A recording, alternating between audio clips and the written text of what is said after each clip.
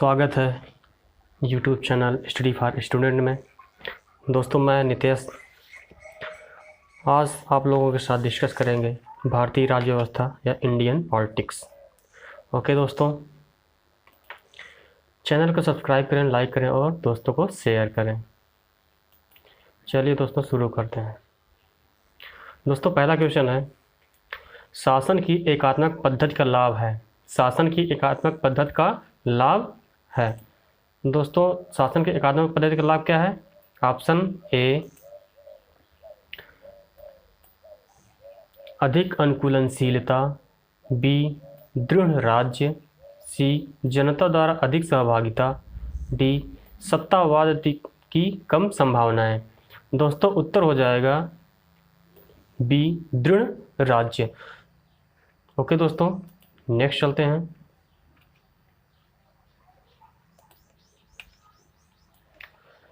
किस देश का संविधान अलिखित है? किस देश का संविधान अलिखित है दोस्तों? ए, यूएसए, बी, यूके, सी, पाकिस्तान, डी, भारत। किस देश का संविधान अलिखित है दोस्तों? दोस्तों, यूके का संविधान अलिखित है। ओके दोस्तों, नेक्स्ट चलते हैं। जिस संविधान सभा द्वारा भारत के संविधान का अधिनियमन किया गया उसके सदस्य कौन थे? ए, राजनीतिक दलों द्वारा नामित, बी, विभिन्न प्रांतों के विधान सभाओं द्वारा निर्वाचित, सी, लोगों द्वारा सीधे निर्वाचित, डी, गवर्नर जनरल द्वारा नामित। दोस्तों, यहाँ पे उत्तर हो जाएगा बी, विभिन्न प्रांतों की विधान सभाओं द्वारा निर्वाचित। ओके दोस्तों, नेक्स्ट चलते हैं। प्रथम केंद्रीय सभा का गठन कब किया गया? प्रथम केंद्रीय सभा का गठन कब किया गया? ए, 1922, बी, 1923, 1921 या 1920। दोस्तों, इसमें उत्तर हो जाएगा 1921। 1921 में केंद्रीय विधानसभा का गठन किया गया। चलिए नेक्स्ट चलते हैं 5 नंबर क्वेश्चन पे। भारत की संविधान सभा किसके कहने पर बनाई गई? वेबल प्लान, क्रिप्स मिशन, अगस्त ऑफर या कैबिनेट मिशन। दोस्तों, उत्तर हो जाएगा डी, कैबिनेट मिशन के कहने पर 1946 में संविधान सभा बनाई गई। ओके, नेक्स्ट चलते हैं। किस अधिनियम के नियंत्रक महालेखा परीक्षक नामक पद सुझाया? ए, 1919 अधिनियम, 1909 अधिनियम, 1919 अधिनियम, 1935 अधिनियम, 1947 अधिनियम।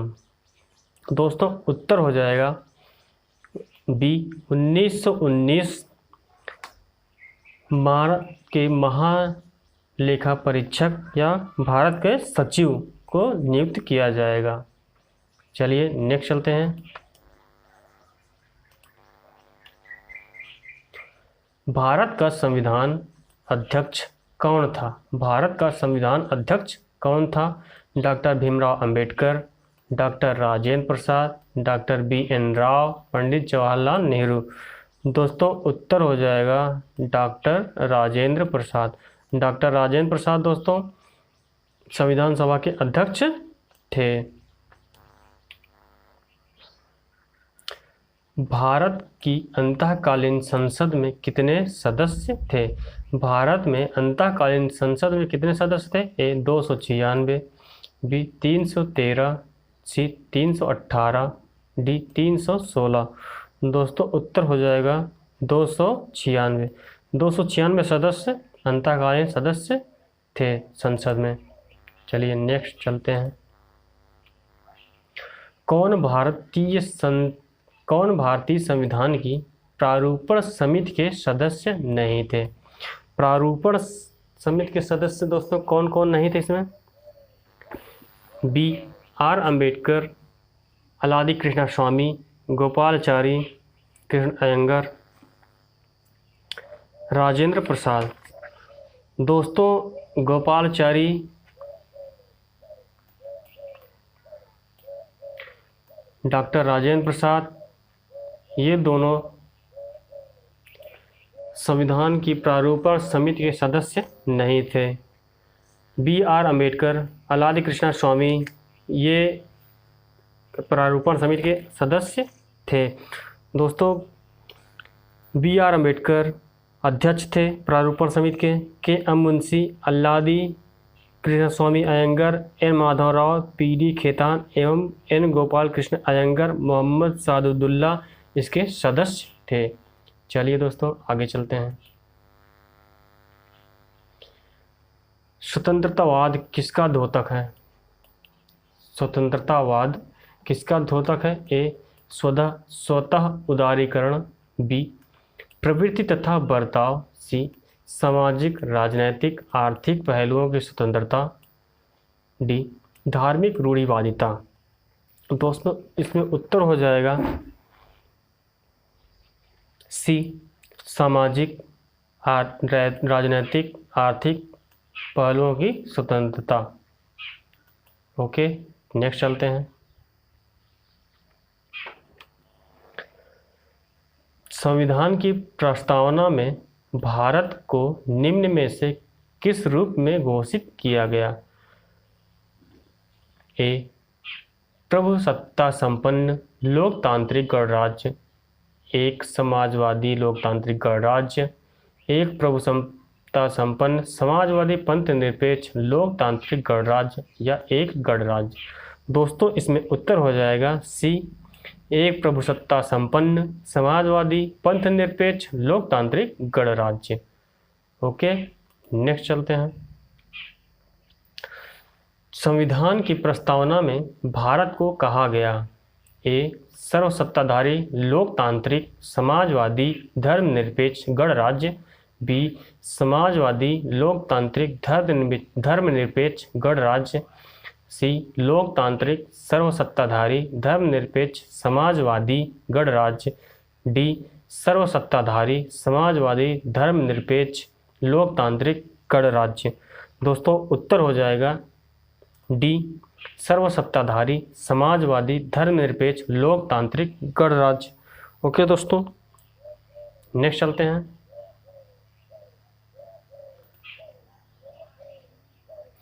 संविधान बनाते समय निम्न में से कौन सा आदर्श प्रस्तावना में शामिल नहीं किया गया? ए स्वतंत्रता, बी समता, सी समाजवादी, डी न्याय।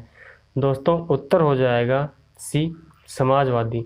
समाजवादी जब प्रस्तावना में शामिल नहीं किए तो आदर्श प्रस्तावना में शामिल नहीं किया गया था। ओके दोस्तों नेक्स्ट चलते हैं। संविधान के अंतर्गत भारतीय लोकतंत्र के आदर्शों को हम कहाँ देखते हैं? ए प्रस्तावना में, बी भाग 3, सी भाग 4, डी भाग 1। दोस्तों उत्तर हो जाएगा ए प्रस्तावना में हम भारतीय संविधान के भारतीय लोकतंत्र के आदर्शों को हम देखते हैं। ओके नेक्स्ट चलते हैं। लोकप्रिय प्रभुसत्ता क्या है? लोकप्रिय प्रभुसत्ता क्या है? ए जनता का प्रभुत्व, बी जनता के प्रतिनिधि का प्रभुत्व, सी विधि शीर्ष का प्रभुत्व, डी राज्य के शीर्ष का प्रभुत्व। दोस्तों इसमें उत्तर हो जाएगा जनता के प्रतिनिधि का प्रभुत्व। जनता के प्रतिनिधि का प्रभुत्व।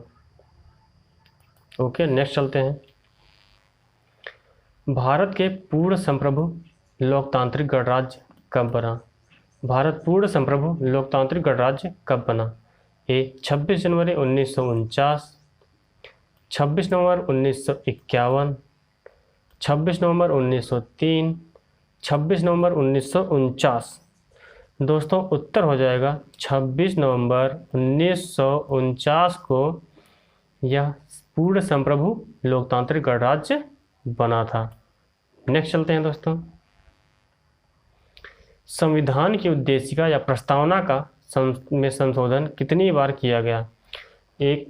3 बार, 2 बार, 1 बार संशोधन नहीं किया गया। दोस्तों इसमें उत्तर हो जाएगा 1 बार। दोस्तों इसमें 1 बार संविधान में प्रस्तावना में संशोधन करके जोड़ा गया था। समाजवादी, धर्मनिरपेक्ष और पंथनिरपेक्ष। ओके, नेक्स्ट चलते हैं। भारतीय संविधान की प्रस्तावना में निम्न में से किस अभिव्यक्ति का प्रयोग नहीं किया गया है? किस अभिव्यक्ति का प्रयोग नहीं किया गया है? ए सर्वसत्ताधारी लोकतांत्रिक गणराज्य, बी समाजवादी, सी धर्मनिरपेक्ष, डी संघीय। दोस्तों किस अभिव्यक्ति का प्रयोग नहीं किया गया है इसमें? संविधान की प्रस्तावना में संघीय शब्द का प्रयोग नहीं किया गया है। ओके, नेक्स्ट चलते हैं। हमारे संविधान की प्रस्तावना में उल्लेख नहीं है। हमारे संविधान की प्रस्तावना में उल्लेख नहीं है। ए न्याय, बी भ्रातृत्व का, सी प्रतिष्ठा की समानता का, डी वयस्क मताधिकार। दोस्तों उत्तर हो जाएगा वयस्क मताधिकार। वयस्क मताधिकार का उल्लेख प्रस्तावना में नहीं किया गया है। संविधान के निर्माताओं के मनोभाव और आदर्श प्रतिबिंबित होते हैं। ये मूल अधिकार में, राज्य के नीति निर्देशक सिद्धांतों में, उद्देशिका में या मूल कर्तव्य में। दोस्तों उत्तर हो जाएगा उद्देशिका में। उद्देशिका में भारतीय निर्माताओं के मनोभाव और आदर्श प्रतिबिंबित होते हैं। ओके, नेक्स्ट चलते हैं। भारत के संविधान में संघीय शब्द का प्रयोग कहाँ हुआ है? भारत के संविधान में संघीय शब्द का प्रयोग कहाँ हुआ है? प्रस्तावना में, भाग 3 में, अनुच्छेद में, संविधान में कहीं नहीं। दोस्तों उत्तर हो जाएगा संविधान में कहीं नहीं। संघीय शब्द का प्रयोग दोस्तों, संघीय शब्द का प्रयोग संविधान में कहीं नहीं किया गया है। ओके दोस्तों, नेक्स्ट चलते हैं। भारत के संविधान में भारत को किस रूप से या किस रूप में वर्णित किया गया है? भारत के संविधान में भारत को किस रूप में वर्णित किया गया है? ए परिसंघकल्प, बी एकात्मक, सी राज्यों का संघ, डी परिसंघ। दोस्तों यहाँ पे उत्तर हो जाएगा राज्यों का संघ।